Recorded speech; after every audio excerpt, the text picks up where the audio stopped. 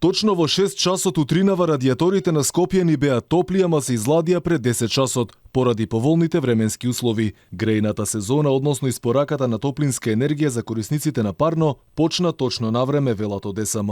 Ама пропаднаа ветувањата дека цевките на мостот Беласица, кој беше опожарен во мај, ќе бидат поставени на време, односно пред почетокот на грејната сезона. Па така останува отворено прашањето дали цената на парното ќе остане иста или пак ќе порасне за одредена сума.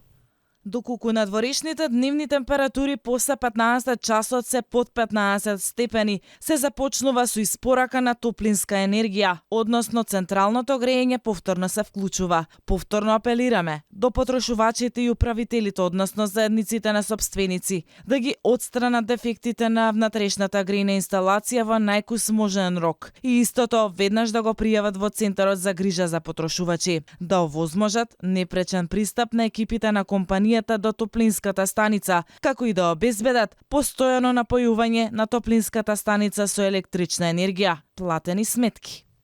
И додека граѓаните се во грч дали наскоро ќе добијат нови повисоки сметки за парно, на терен околу мостот Беласица нема никакви активности. Цевките се оставени под мостот веќе трет месец, а местото не е ниту расчистено, ниту пак санирано од изгорените остатоци. Па така пропадна уште едно ветување на премиерот, кој пред 3 недели рече дека цевките на мостот ќе бидат поставени на време. Паралелно од регулатор навела дека снабдувачот е должен од 6 до 22 часот да обезбеди топлина од 20+1 степен Целзиусов. Според синоптичарите пак, временските услови ќе бидат поволни, но не за долго. Заладување не очекува уште од ноќеска.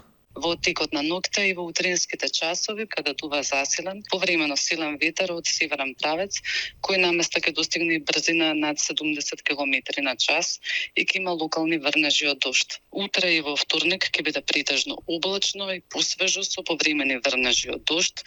Деневната температура ќе упадне за повеќе од 10 степени, така да во вторник максималната температура ќе биде во интервал од 10 до 16 степени. Од среда ќе преовладува променливо облачно време со сончеви периоди и со пораст на дневната температура.